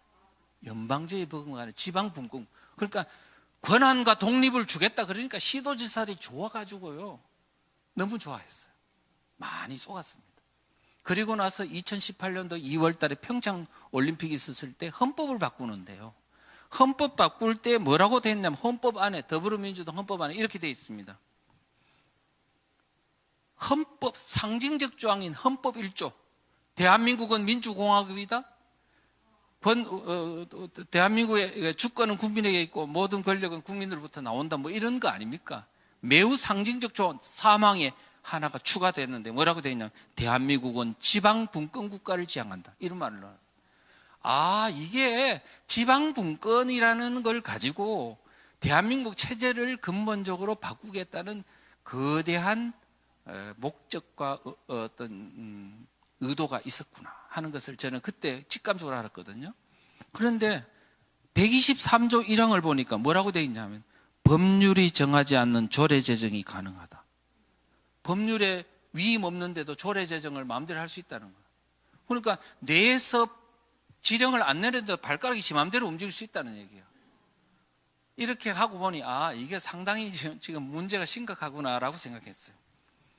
자, 이렇게 되면 이제 그런 게 있었고요. 그 다음에 보면 여러분 아시다시피 어떤 정책을 보기 전에 이 정책을 주도하는 세력의 사상적 지향성이 뭔가를 우리는 항상 관찰을 해야 되잖아요. 문재인 대통령 또 추미애 전 법무부 장관, 이인영 원내대표 등등등 이런 분들이 사상적인 지향성이 우리와 다르다는 것을 이미 많은 언론을 통해서 다 알고 계시죠. 아, 이런 걸 통해서도 알 수 있고. 그 다음에 이제 마을 활동가라는 사람들이 있어요. 여러분들은 잘 못 보셨는지 몰라도 관찰해 보면 알아요. 그 사람들은 이제 그 사람들의 문건을 보면 뭐라고 되어 있냐면 마을 공동체 사업은 자본주의 대안 모델이라고 되어 있어요. 그러면 이거는 체제를 바꾸겠다는 의도가 있어요? 없어요? 네, 있죠. 그 다음에 지금 마을 활동가 그룹들이 가장 연구하는 모델이 뭐냐? 베네수엘라 주민자치의 모델이에요. 베네수엘라 모델이에요. 그 사람들을 불러가지고 연구도 많이 하고 세미나도 하고 그래요. 그 사람들을 연구하는 또 책자도 만들어진 게 있어요. 그걸 보면 아, 지금 이 주민자치회를 운영하려고 한 이 모델이 베네수엘라 모델이구나 알 수 있습니다. 그 다음에 지금 또 한국적 모델이 있어요. 마포의 성미산 모델이라고 있습니다. 있었는데 마포에 가면요, 거기에는 처음에는 공동육아로부터 생각해서 공동소비, 공동생산, 공동 다 이렇게 사회주의 공동체 마을이라는 평가를 받을 정도입니다. 그 모델이 지금은요, 여러 동네를 막 아우를 정도로 상당히 영역이 넓어요. 근데 그 모델이 박원순 서울시장을 통해 가지고 이제 서울 전역으로 퍼졌어요. 서울시 마을 공동체 종합지원센터라는 것을 만들어 가지고 그걸 전역으로 퍼뜨렸습니다. 지금은 은평구부터가 다 퍼졌고요. 나아가서는 뭐냐면은 경기도로 확산이 되고 지금은 전국으로 다 퍼져 가지고 이제는 마을 공동체 사업을 하지 않는 지역은 없다 할 정도로 확산이 돼 있는 상황에서 지금 이게 이루어지고 있다고 생각됩니다. 그러니까 이와 같은 마을 공동체 사업이 이미 전국으로 퍼지는 과정에 10년에서 20년 이상 걸렸다니까요. 그래서 여러분들은 거기 저는 이미 한 14, 15년 전부터 관찰했어요. 그래서 야, 심각하구나. 그리고 혁신학교 생기는 것부터 아, 이거는 여기에 또 일환이구나 이렇게 생각을 했었어요. 자, 그런 게 있고요. 그 다음에 여러분 베네수엘라 모델뿐만 성미산 모델에다가 지금 주민자치의 모델에 또 조례까지도 민노총 정교조와 같은 사람들이 단체로 마을 주민으로 들어오도록 했다는 건 제가 강의를 했어요. 그렇기 때문에 이것 또한 그런 걸 보면 알 수 있다. 이렇게 이제 볼 수 있고요. 자, 그 다음에 또 하나 볼 수 있는 게 뭐냐. 지금 이 주민자치기본법 제5조에 보면은 뭐가 되면 주민과 주민자치 책무에 관한 게 규정이 되어 있는데 이렇게 되어 있습니다. 지금 여러분들이 마을 주민이죠. 자, 이 법이 통과되면 여러분들에게 미션을 부르는데 이렇게 되어 있네요. 주민과 주민자치에는 노동, 인권, 환경, 복지 등 관계법령을 준수하라고 되어 있네요. 자, 노동, 인권, 환경, 복지, 이건 네오막시즘의 어떤 내용입니다. 그러면 이제 여러분 인권 하면 차별금지법 뭐 이런 거 있잖아요. 이게 다 인권법 관련법에 해당돼요. 그러니까 지금 현재 법에 많은 노동관계법, 인권관계법, 뭐 환경관계법 모든 이런 관련 법을 마을 주민들은 지켜라고 이 법이 근거로 규정을 하고 있어요. 그러니까 지금 뭐냐면 이 법은 하나의 법이 아니에요. 이 마을공화국에 적용하는 하나의 헌법이라고 보면 되는 거예요. 그래서 기본법이라고 써놓은 거예요. 서독 기본법은 헌법을 말해요. 이건 마을공화국을 지배하는 하나의 헌법적인 어떤 틀을 말하는 거예요. 그래서 여러분들이 이게 지금 막아야 되냐 안 막아야 되냐 하면 어떻게 해야 될까요? 막아야죠. 이거는 우리가 여러분들이 아셔야 막을 수 있습니다. 예, 그런 게 있고요. 그 다음에 이 법 제8조에 보면은 차별금지 규정이 있습니다. 그래서 이거는 미니 차별금지법이라고 할 수 있는데 성별에 따른 차별금지를 했는데 이 성별이 이들의 마을 공동체 활동가들의 내용을 보면 젠더 개념이라고 다 규정이 되어 있습니다. 이거는. 신념에 따른 차별금지를 규정해놓은 신념이 뭐냐? 이거는 사상을 말합니다. 사상. 왜 그러냐? 차별금지법이라고 아시죠? 평등법이라고. 거기 보면 거기도 성별 이런 것들 차별금지가 있는데 그때는 신념이 아니고 사상으로 아예 노골적으로 밝혀놨거든요. 거기에는 성별, 사상, 종교, 인종 등에 따라 차별받지 않는다 되어 있습니다. 그래서 신념이란 사상을 의미한다. 그러면 공산주의, 사회주의 사상, 주체 사상 같은 것을 받아들이고 연구하고 활동하고 선전하고 조직하는 활동이 가능해진다. 마을에서. 차별받지 않는다는 거예요.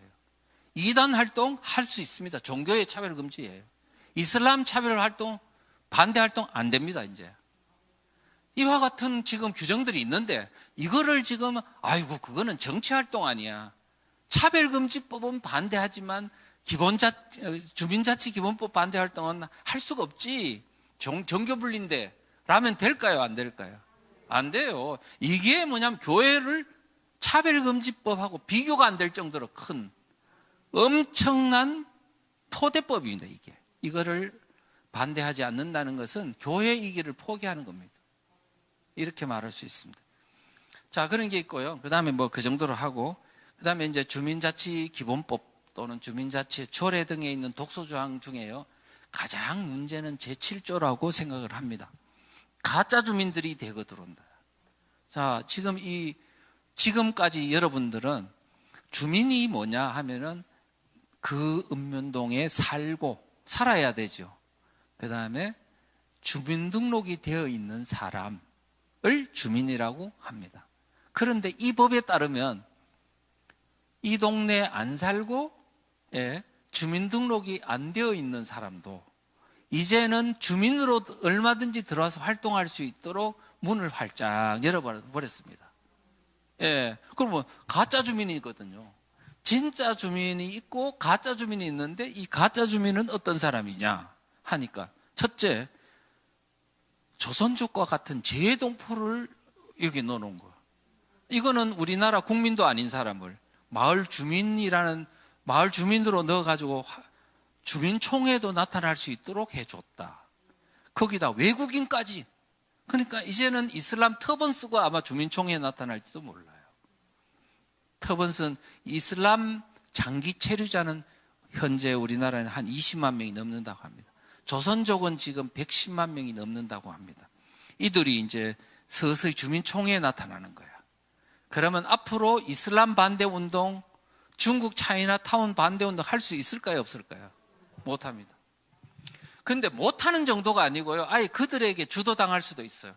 왜 우리나라 국민들이 더 많은데요. 그런 것 생각하지 말고 우리나라 국민들, 여러분 이 중에서 주민총회에 가보신 분? 아무도 없네요. 자, 그러면 자, 제가 이제 조선족이 제일 많이 사는 데가 어디냐? 영등포구더라고. 영등포구요. 야, 영등포구인데 얼마나 살고 있느냐? 2018년도 기준으로요. 2만 8천 명 정도가 살고 있어요. 근데 18개 동이에요. 18개 동. 한 동당 한 1,550명 정도가 살아요. 1,550명. 자, 그런데요. 지금 주민총회 그 조례 같은 데를 보면 주민이 3만 명이면, 한 동의 주민이 3만 명이면 100분의 1만 참석하면은 주민총회 의결이 성사되는 거로 되어 있습니다. 또는 100분의 2. 그러면 100분의 1이면 3만 명이면 얼마만 참석하면 된다고요? 300명. 300명만 모이면 되는데 조선족이 거기에 얼마 살고 있다고요? 1,550명. 이 사람들이 중국 공안에 의해 가지고 야, 참석해. 그러면 참석할까요, 안 할까요? 그러면 조선족에 의해 가지고 이 의결성이 뚝딱 끝날 수도 있는 거예요. 그런데 지금 상태로만 생각하지 마시라고요. 왜냐? 앞으로 50년 뒤를 생각해 보십시오. 마을에 문을 열어놓으면 중국이 떼거지로 계획적으로 들어올까요, 안 들어올까요? 옛날에 6.25 지금 영국에서요. 영국이 지금 이슬람 인구가 6%래. 6%. 이제 그때쯤 되면 테러를 시작한다고 그러더라고요. 저는 잘 모르지만. 그러니까 지금 있잖아요. 우리가 이 문을 이게 여는 것이 얼마나 미래 대한민국의 후손들에게 심각한 부작용을 낳는지를 우리가 제발 좀 알고 하자. 이슬람이 막 들어오도록 하면 안 된다. 이런 것들을 지금 주민의 문을 이렇게 열어서 되겠냐는 거예요. 외국인한테 왜, 그것도요, 여러분 보십시오. 제7조 주민의 자격분에 제일 먼저 앞에 뭐 했습니까? 현재 살고 있는 주민등록자 바로 다음에 뭐를 넣어놨습니까? 재외동포, 외국인을 넣어놨죠. 그 다음에 기관 사업체에 근무하는 모든 사람, 그러면 대기업, 중소기업, 뭐 이런 데 있는 사람들 다 그러면 민노총이 들어올 수 있잖아요. 지금 그러면 각종 좌파단체들이 들어올 수 있잖아요. 그 다음에 그 지역 내에 소재하고 있는 학교에 있는 교사와 교직원과 학생이 모두 통째로 주민이 되도록 해놨잖아요.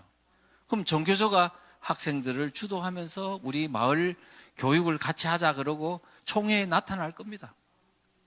은평구 가련 이동에는요, 아까 뒤에 좀 설명할게요. 가련 이동에는 주민총회에 참석할 수 있는 나이 기준이 몇 세인지 아세요? 만 10세.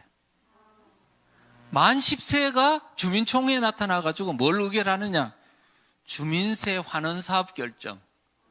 그 다음에 동해 1년 예산 계획 같은 거를 결정하고 이런 거를 하는데 만 10세가 알아요, 몰라요? 그러면 누가 가르쳐 줘야 될까? 뒤에 누군가가 있겠죠? 누굴까요? 지금 여러분들이 조금만 생각해 보면 이게 심각한 부작용이 있겠구나 하는 걸 아셔야 되잖아요. 우리가 이런 거를 생각해 보면 앞으로 결국은 뭐냐면 대한민국이 지켜지느냐 안 지켜지느냐는 우리 국민들의 지적 수준하고 관계 있습니다. 우리가 그런 사람들은요, 이런 판단력이 없는 사람들은 이 자유민주주의를 지킬 가치가 없다고 봐요. 민법에 보면은 금언이 하나가 있습니다. 권리 위에 잠자는 자는 보호받지 못한다는 말도 있어요. 우리가 자유를 주고 우리에게 뭔가 많은 어떤 그 경제적인 선조들을 잘 만나가지고 이렇게 잘 살게 됐는데 우리가 그거를 지킬 수 있는 능력이 없는 자에게 돈이 남아있을까요? 없을까요? 없습니다. 우리는 스스로 자유민주주의, 자유가 있을 때 지켜야 된다는 거죠. 자, 그렇고 이제 조선족 이슬람은 이야기를 했고요. 자, 그 다음에는 지금 조례로 요새 주민자치기본법만 문제가 아니고 이미 현재 진행되고 있는 조례에도 심각한 문제가 주민자치기본법에 있는 독소장이 그대로 다 녹여져 있습니다. 다 한번 보십시오. 녹본동에 있는 주민총회 그 내용을 보시면 이렇게 돼 있네요. 주민이 누구냐 했더니 녹본동에 주민등록이 되어 있는 사람 또는 녹본동에 소재하는 사업장, 기관, 단체, 학교에 속하는 사람, 등록 외국인 이렇게 돼 있네요. 그러면 아까 말했던 그 주민회담을 활짝 열어서 가짜 주민들이 대거 동네에 들어오도록 한 내용이 이 조례에 있다 없다? 그러니까 이미 벌써 시행되고 있는 거예요. 자, 그런데요, 여기에 아까도 말했죠. 10세, 15세, 10세 뭐 이런 애들이 주민총회에 나타나가지고 하는데 결국은 뭐냐? 자, 이렇게 되면 학교에서는 무슨 일이 일어날까? 선생들이 학생들 보고, 야, 우리가 지금 같은 주민이야. 이번 주민총회에 나서 의결될 사항들을 우리 한번 토론해보자. 할 수 있어요, 없어요? 자연스럽게 정치 교육을 시키는 거죠. 자, 이와 같은 일들이 결국은 이렇게 계속되면 앞으로 이제 결국은 10대 어린 학생들은 결국은 누구의 사상적인 교육을 집중적으로 받아서 노예와 작업이 되지 않을까 이렇게 생각합니다. 중국에서도요, 문화혁명 당시에 10대들이 많은 악행을 저질렀습니다. 홍위병이라고. 예, 캄보디아에서도 그랬고 6.25 전쟁 때도 그랬고 여순 반란 사건 때도 그랬습니다. 우리가 지금 이거 간단하게 보지 마십시오. 학교에서만 교육시키는 거, 이제는 마을에서 교육시키네요. 자, 그 다음에 이제 그렇게 되고요. 그 다음에 이제 주민총회에 이제 그 위원이나 이런 사람들도 이제 좌파들이 많이 들어갈 수 있도록 여러 가지 필터링 기구를 뒀고, 사무국이 그 마을 활동가들이 사무국을 장악하게 될 것 같아요. 그래서 거기서 이 사무국에 있는 직원은요, 지방 공무원으로 보임을 하고 정년 퇴직 때까지 이 마을 공화국을 지배하도록 해놨습니다. 아니, 주민자치라면서요. 그럼 주민이 선출해야 되는 거 아닙니까? 지금 우리가 알지 못하는 방식으로 그들만의 공화국을 만들어 간다는 사실을 우리가 보면 소름이 돋습니다. 결국 주민들은 감시받는 존재가 됩니다. 자, 한번 볼까요? 자, 이렇게 볼게요. 여러분 지금 살고 계신 마을의 주민 맞죠? 예, 맞죠? 그러면 이 주민이 여러분 살고 있는 마을에 낮에도 있습니까? 낮에는 어디 가요? 직장에 가죠. 저 멀리 가죠. 자, 그런데 이 마을에서는 그러면 낮에는 누가 있죠? 가짜 주민들. 딴 데 살면서 그 마을에서 직장이 있다고, 그 다음에 학교 교사라고, 여기에 낮에 근무하는 사람들은 단체로 움직일 수 있어요, 없어요? 있죠. 그러면 여기에 진짜 주민들은 옆집에 누가 사는지 알아요, 몰라요? 몰라요. 자, 진짜 주민은 모래알인 거야. 그 다음에 낮에 거기 없어. 가짜 주민들은 단체로 움직일 수 있어요, 없어요? 있고, 낮에 여기 있어요, 없어요? 자, 그러면 주민총회를 낮에 하면 누가 참석할 수 있을까요? 가짜 주민들이 참석하는 거지. 그러면 그들에 의해서 결정된 것을 가지고 진짜 주민들은 통제만 받는 거야. 이해 가십니까, 이제? 예, 그렇습니다.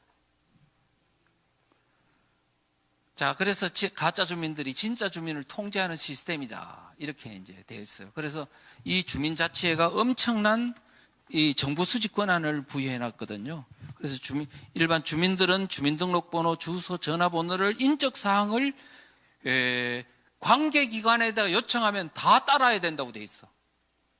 그래서 헌변 대표인 그 구상진 변호사는 현행법상 대통령이나 국회의원도 못 갖는 무소불위의 권한을 이거를 갖도록 했다. 이렇게 이제 비판을 하고 있습니다. 자, 그렇고요. 그 다음에 분과를 둬가지고요. 환경분과, 아동분과, 인권분과, 복지분과, 교통분과, 심지어는요, 마을 교육 공동체 분과도 만들어. 이제 주민을 교육시키겠다는 거야. 지금 이런 분과 활동은 앞으로 주민들, 특히 교회들에게 심각한 감시 활동이 가능하지 않을까. 그 다음에 소조직을 뒀어요. 통반조직 비슷한 걸 또 둘 수 있도록 해놨어요. 가까이서 주민들을 감시 활동할 수 있도록. 그래서 이게 약간 뭐 북한의 5호 담당제 비슷하다는 식으로 지금 이야기하는 사람도 있습니다. 그러면 3,491개 읍면동 주민들을 통합교육하겠다는 방침이 나왔습니다. 아까 그랬죠. 정교조 교사가 학생들을 교육하겠다고 했다 그랬죠. 근데 이건 약과야. 이제 정교조 교사와 좌파 교사가 마을 주민들을 다 교육시키겠다는 거야. 그게 어디나 마을 교육 공동체법이라는 게 이제 나왔습니다. 별도 법인데 이제 주민자치회가 만들어지면 그거하고 또 하나의 합체가 될 것입니다. 자, 이용호 의원이 만든 마을 공동체 교육법입니다. 마을 교육 공동체 활성화법. 자, 그 내용이 뭐냐면 생활 환경을 같이 하는 학생과 학부모, 교직원과 지역 주민이 함께 가치를 공유하는 교육 생태계 조성이 목적이다. 자, 교사와 학생과 둘만 하는 게 아니고 학부모, 지역 주민까지 가치 교육을 시키겠다는 거예요. 이제 여러분들이 앞으로 가치 교육을 좀 받아야 되겠네요.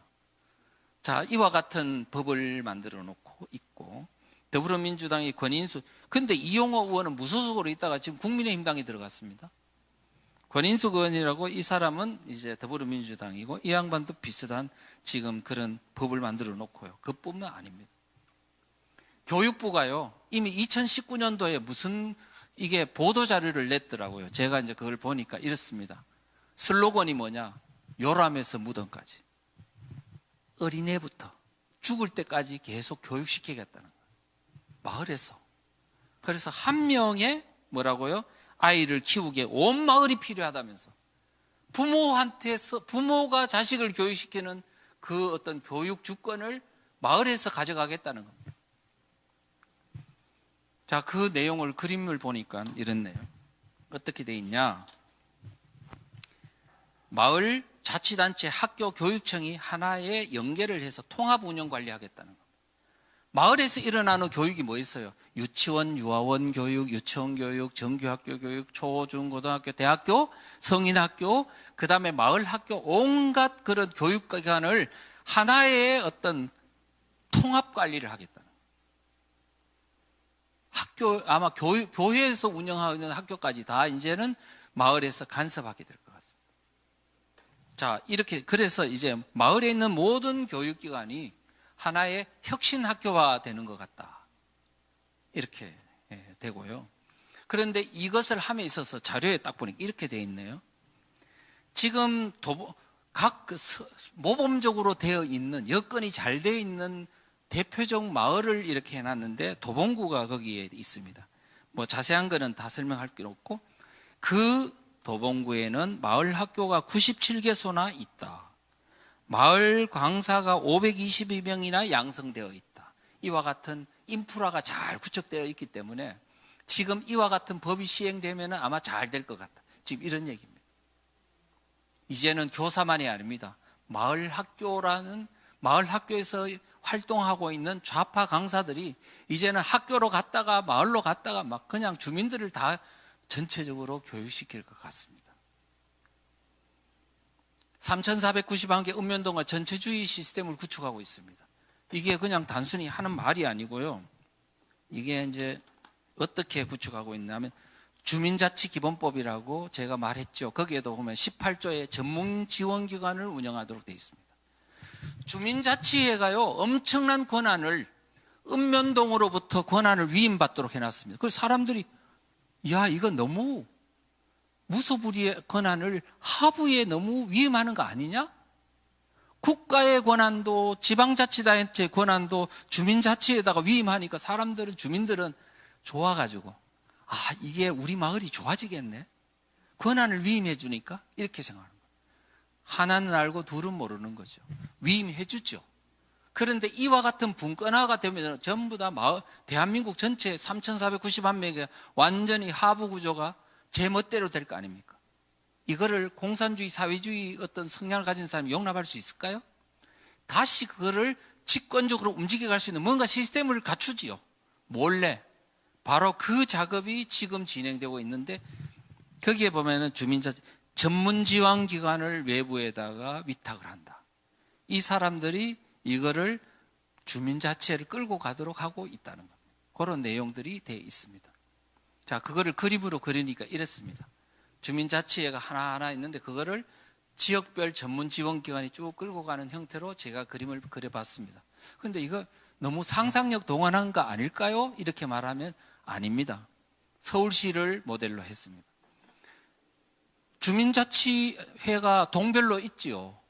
그런데 구청별로 뭐가 있냐면 구주민자치지원단이라는 민간단체가 있는데 거기서요, 동에 있는 각 동에 있는 주민자치회를 다 끌고 가도록 이렇게 만들어 놨습니다.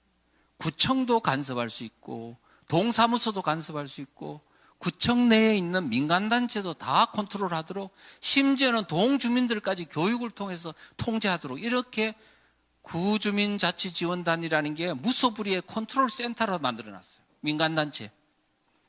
이걸 보니까 아까 그 말이 틀린 말이 아니다. 그런데 이번에 또 아까 교육부에서 내려온 자료에도 보니까요, 주민자치회 옆에 교육 모델이 있죠.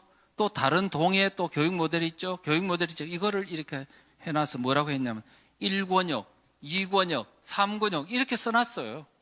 아, 이거는 동별 교육센터를 하나 또 묶고 또 하나에 묶고 이렇게 교육을 전체적으로 컨트롤하겠다 하는 것으로 이게 이미 이 그래프에도 잘 드러나고 있다, 이렇게 볼 수 있습니다. 그 다음에 이 마을 공동체와 지역사회 체제 변혁을 위한 각종 단체들을 설립하는 이 법안을 또 발의하고 있는데, 이해식 의원이 발의한 마을 공동체 활성화 기본 법안, 여기도요 각종 단체들로 잘 돼 있습니다. 뭐라고 돼 있냐? 마을 공동체 정책위원회, 마을 공동체 공동체위원회. 그러니까 하나는 행안부 산하, 하나는 자치단체별로 이런 어떤 단체를 해놓고 권한을 그쪽에서 행사하도록 이렇게 돼 있죠. 그 다음에 또 진선미 의원이 발의한 마을 공동체 기본 법안에도 또 돼 있습니다.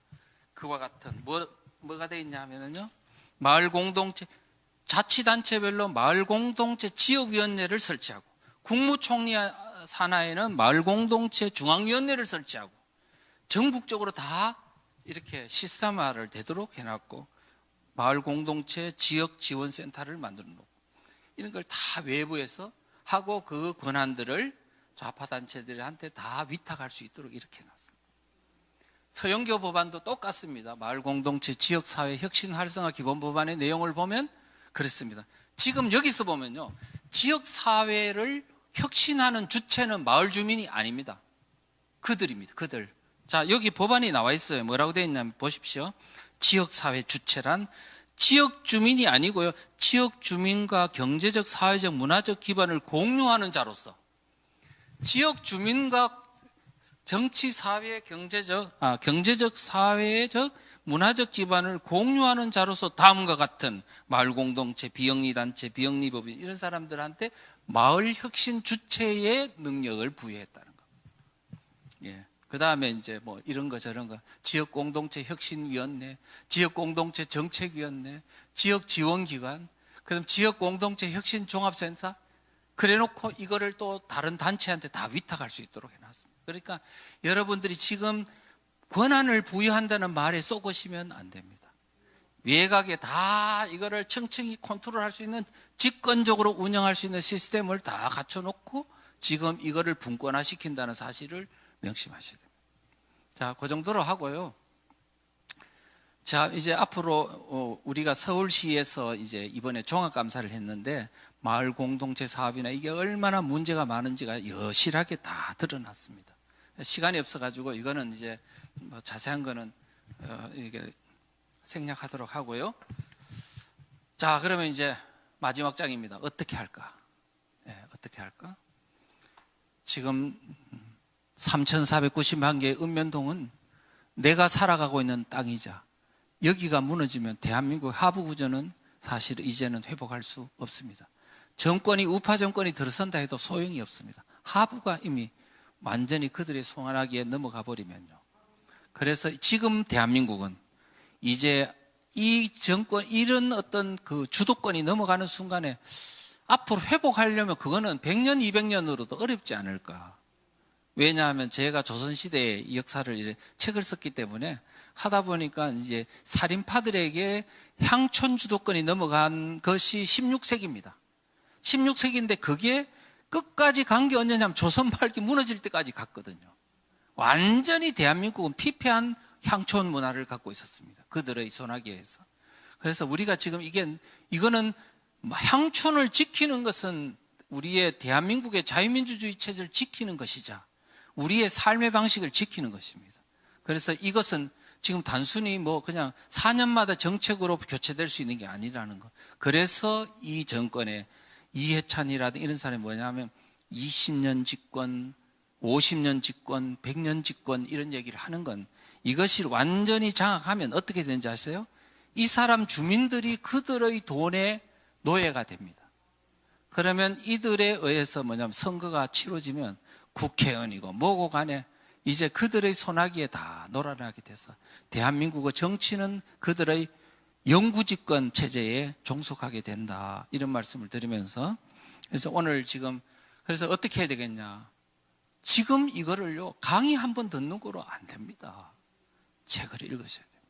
소책자도 읽으시고, 지금 이제, 그 다음에 동영상도 듣고, 그 다음에 전단지가 있으면 이거를 나눠주면서, 그 다음에 한 1분에서 한 5분 정도는 이게 왜 심각한 문제가 있는지를 자기 나름대로 설명할 수 있는 능력을 갖추고, 이웃이나 가족이나 친지들에게 가서 다정다감하게 가서 오늘날 이 사태의 문제가 체제 문제라는 사실을 가르쳐 주면서 우리가 힘을 모으는, 국민을 깨우는, 그래서 대한민국을 다시 살리는 그런 대역사적 반전을 해야 되겠다, 이렇게 생각을 합니다. 고맙습니다.